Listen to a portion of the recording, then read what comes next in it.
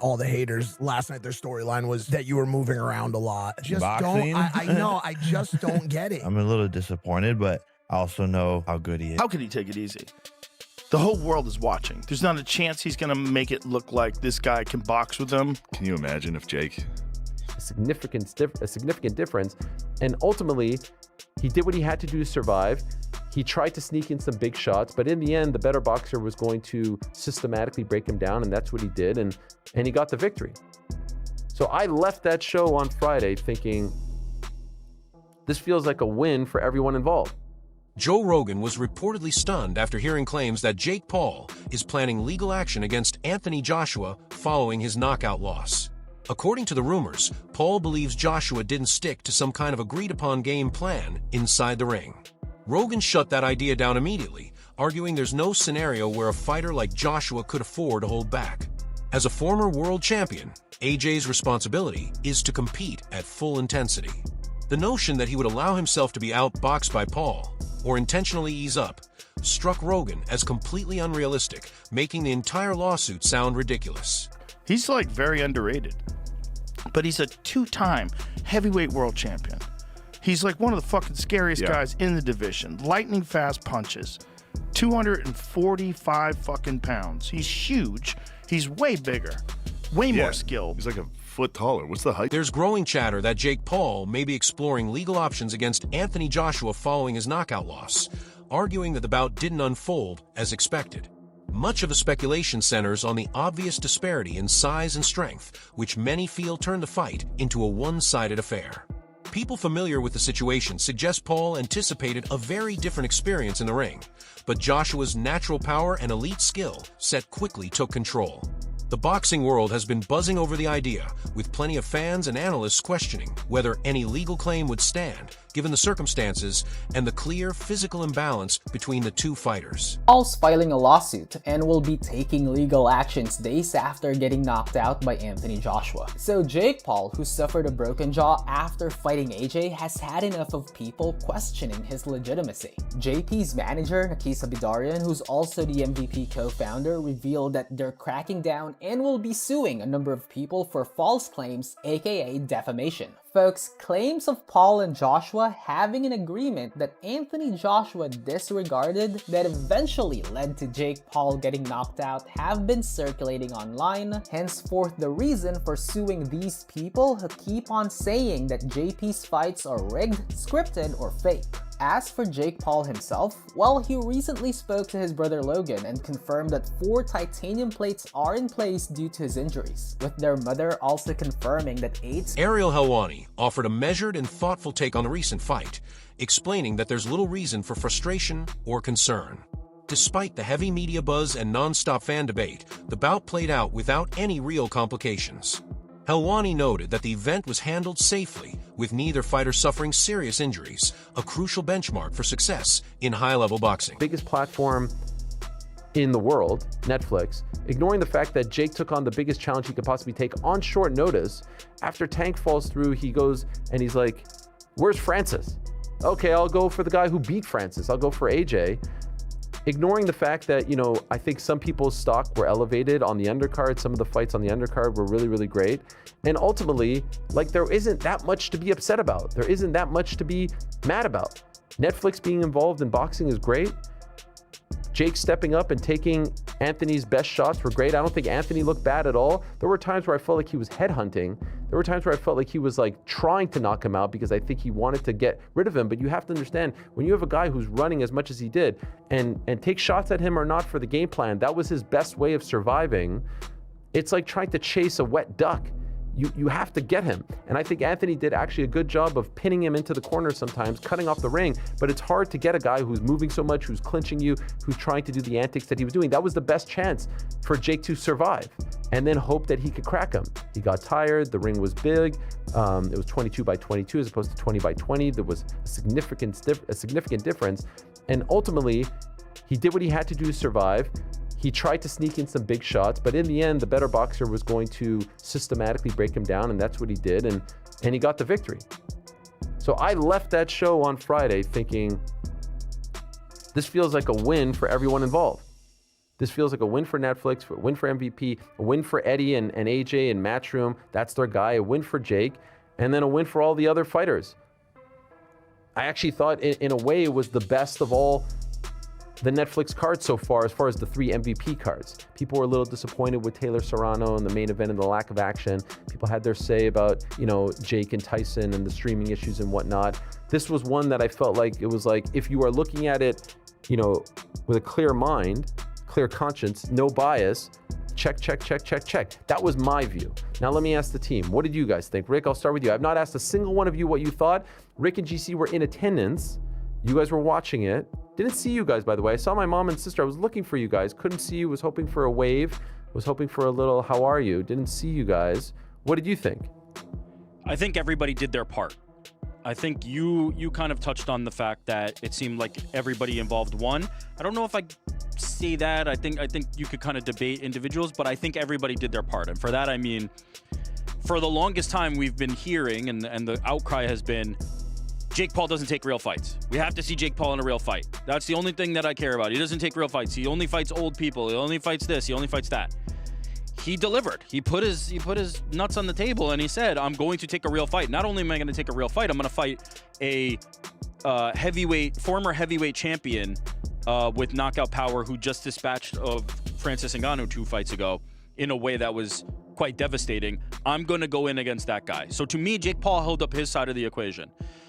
I kind of view these I didn't have high expectations in terms of the boxing product. I think of this like the way that some people used to say, like, I read Playboy for the articles. I don't watch Jake Paul fights for boxing. I watch Jake Paul fights for spectacle. Like, if you came in thinking that this was going to be a display of the greatest boxing you've ever seen, you're just misinformed. Like, I don't know what you could possibly... Away from the action in the ring, the financial side of the fight has also drawn attention.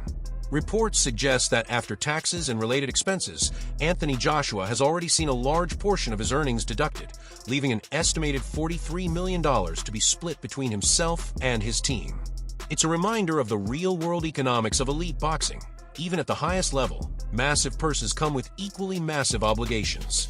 The business side of the sport can be just as demanding and complex as the fights themselves. Joshua lost half of his earnings for the fight with Jake Paul because he's a UK resident and the fight was in USA. He won the fight with Jake Paul, but USA and UK won him. For that fight, he's supposed to get $93 million. 37% of it went to taxes in USA, almost $35 million. Also around $15 million a tax to UK because the fight was not in the country. And if the fight was in UK, he would pay 3 times more tax. So from $93 million, he end up earning only $43 million. This is weird, guys. If the fight was in Dubai, he would get all $93 million. Here, the government supports you to make money, not to lose money. Anthony Joshua and all the other sports guys, contact me and I will help you to move. Eddie Hearn offered a straightforward breakdown of how the fight played out, stressing that it was handled cleanly and without any unnecessary showmanship. He explained that Jake Paul was realistic about his own limitations and understood that beating a world-class fighter like Anthony Joshua outright was never a likely outcome. Because of that, Paul entered the bout with a defensive, risk-aware game plan. Well, Jake was running and Jake was holding. But listen, I mean, at the end of the day, Jake had one job, and that was to try and survive. I mean, he was never, ever going to win the fight, ever. And if you would have said to me, do I think he'll go 6 rounds? I would have said absolutely not. I mean, I felt that it would take AJ a couple of rounds to get hold of him because I knew Jake can move a bit and he'd be moving off the back foot and he'd be holding. But it was the way that he did it, I think, was actually quite impressive. Like, not that particular part, but the way that he would, the way that he was strong in the clinch. He wouldn't let AJ get his shots off in the clinch. He made him miss a few times. And obviously, AJ's been out of the ring for a while. But to be honest, I think the most fascinating thing of the whole night in terms of the fight was how he didn't get flatlined by that right hand. I mean, I said going into the fight, it's probably going to take AJ a few rounds to get hold of him. And I also said, as soon as he lands clean, the fight's over, right? He landed a few before, but the first that he landed really clean was the final shot. But, he never flatlined Jake. I mean, he did break his jaw in 2 places, which is a disaster. But there are a lot of heavyweights that would have been out cold from that right hand. I mean, one of them was Francis Ngannou in a pretty similar shot, really. Do you know what I mean? So I actually give Jake unbelievable credit for doing it in the first place, but his performance as well. I mean, I stand by the fact that I think he's just a decent cruiserweight, but like, he did go in with Anthony Joshua, and look, the world is full of criticism and opinions and negativity. Who else is doing what he's doing at what is he, late 20s? I mean, quite phenomenal. I mean, the guy's a complete madman. I'm watching him come out to that ring walk, and he's just a... Simon Jordan delivered a pointed critique of Anthony Joshua's showing, focusing on the standards that come with being a fighter of his stature. He argued that Joshua stepped into the ring with every advantage needed to take control early, the skill set, the power, and the experience to close the show quickly. Yet, according to Jordan, those chances weren't fully seized, as Joshua failed to end the fight in the opening rounds. And clinging to AJ's legs. At one point, the referee had warned the pair of them. The fans didn't pay to watch this crap. Joshua finally imposed himself by knocking down Paul twice in the 5th round, delivered a knockout blow, boom, in the 6th, and broke his jaw reportedly in 2 places. After the fight, Gareth A. Davis caught up with Joshua. People will criticise you for going 6 rounds with Jake Paul. How do you feel about that? I deserve it. Why? Come on. Because, like, we're elite fighters. Like, so I put myself in the shoes of a coach. If I was coaching Anthony Joshua and he went 6 rounds with Jake Paul, I would get him back in the gym tomorrow, give him a bit of a beating, and we're getting straight back to work, because I'll be like, how are you letting this kid take you 6 rounds? Are you crazy? But I can't go back in time. Well, they've come out of it a whole lot richer. Reportedly £165 million richer between the two of them, with Jake Paul earning more than Joshua. That apart, Spencer, 6 rounds to get Paul out of there. Reputationally, how does it leave AJ? Well, thankfully it didn't go to points, because I think that would have been a disaster for Anthony Joshua. I think that he needed to get the job done inside the distance, and he done it. Look, he could have done it at any given point. I think that he could have cut the ring off whenever he wanted to and got Jake Paul out of there. He took his time on that. He allowed Jake Paul to run around like a rabbit and throw the occasional shot from time to time. And I think he only landed 1 clean punch, didn't he, Anthony Joshua? And that was the one that broke his jaw in 2 places. But, I mean, you said, did you not, to us in this very studio the other day, he's got to get him out of there in round 1. I did. Otherwise, what are we seeing? Exactly that. And I think what we saw there was a little bit of entertainment. And that was pretty much it, but not entertainment that many people enjoyed, if I'm honest. I think that people wanted to see a demolition job. Analysts have also addressed the rumors suggesting the fight may have been staged in Jake Paul's favor. While some of Paul's past matchups have fueled speculation about careful planning behind the scenes, experts agree the situation was fundamentally different. Anthony Joshua entered the ring carrying the weight of championship-level expectations and his own professional standards. I do not think that this fight was rigged. I think what happened was that, number one, Anthony Joshua had a lot to lose. If he got reckless and he got caught and KO'd in the early rounds, that would have been the most embarrassing upset in all of boxing history. Now, it's easy to sit on a couch and watch him and say, well, he still should have done it. But no, you're going to be more defensive, you're going to get a read, and you're going to try and understand how the guy's moving. Now, this is where I could see why it was difficult in the early rounds for Anthony Joshua. Jake Paul did not fight like a boxer. Jake Paul did stuff that, in my opinion, should have gotten him to lose a point or some kind of warning. He was doing double leg takedowns the entire fight. He wasn't throwing punches, he was running and circling, and then the second Anthony Joshua got close to him, he would shoot in on him with a double leg. Okay, now, sure, that works for an MMA fight. It was a nice example of how you can get by a boxer's punches numerous times. It also exhausted him. He must have shot in at least, no joke, 30 or 35 times in that fight, which is just absurd.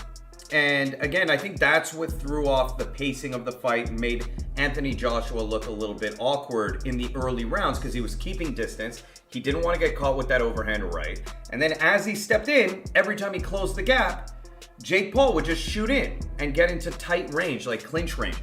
And very good strategy for self-defense, by the way. From a self-defense perspective, what we can learn from Jake Paul is even if you're fighting a guy who's massive compared to you, who is a world-class boxer and mega athlete, that it's very hard to KO you if you just keep shooting in on them when you're getting into range. If you just, the second you're in punching range, you shoot in. It's a strategy that's worked in MMA. Now we see it worked against a great. Chris Algieri and Paulie Malignaggi offered a technical breakdown of Jake Paul's performance from a veteran boxer's point of view. They acknowledged his athleticism and ability to move, but stressed that his core boxing fundamentals still lag behind. In their view, those shortcomings make it difficult for him to control rhythm or position himself effectively during exchanges. They pointed to underdeveloped footwork and defensive reactions, explaining that speed and evasiveness alone aren't enough at higher levels.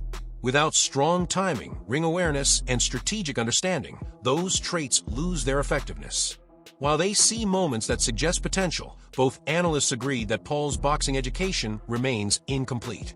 Until he gains more experience and sharpens his technical foundation, they believe his ceiling against skilled opponents will remain limited, leaving him vulnerable to the same problems inside the ring. Even insult to him, it's just lack of experience. But when you're that much of a novice, you either know how to run for your life or fight all out. You don't have that in between yet. You haven't developed enough of that in between boxing acumen to really pull that off. And so what ends up happening? You're either gonna fight your ass off and you'll last a minute. Chris, you're being generous. Round 2, he would have got knocked down round 1 if he would have fought. But at least he would have fought. He would have gotten the respect of the people and more importantly, the boxing community instead of these clowns that follow him and are still defending him. Now what happens is you didn't get any respect as a fighter. You didn't get any respect as a fighter because you didn't try to fight at all. If he would have, I was watching that through 2-3 rounds. I'm thinking to myself, this guy would do this for 8 rounds if he can. If he can do this for 8 rounds, absolutely not fight at all, absolutely not engage a single time in 8 rounds, he will actually do this. And he'll do it shamelessly. And that's the problem. That's the problem. The shameless... True Geordie offered a calm, detailed breakdown of the fight, explaining why he remained composed from the very beginning. He said he had a clear idea of how the matchup was likely to play out, which allowed him to watch objectively rather than react emotionally. Early on, Jake Paul relied heavily on movement, circling the ring, and using his athleticism to stay away from Joshua's power. What was going to happen before the fight even took place. That's why he was so calm. And that's probably why in the first few rounds when Jake Paul's buzzing around like a fucking little bee, this is going to slow down. I'm going to get to you. And I said beforehand, the fitness, AJ is going to be fitter than you, because normally when you're the smaller guy, you might have technique or speed or fitness. AJ is going to have it all. And once Jake stopped running, it was obvious. Like, AJ was actually fitter than him as well because he could keep that pressure up for longer. And it's funny because depending who people like after this, the narrative is going to be completely different. For example, Jake Paul's promoter said it wasn't a skill thing, it was a size thing. I was like, well, no, like once Jake Paul actually was forced to fight, the skills were worlds apart. But he did well to land a couple of punches. Like, I'm not going to take that away from him, and I think he should be fucking, proud of that he did land on AJ. He might have even won a round. That's something he could fucking take to the fucking grave. But let's not kid ourselves. If Jake Paul had have stood in front of Anthony Joshua from the first round and took it to him... That's all for today's video.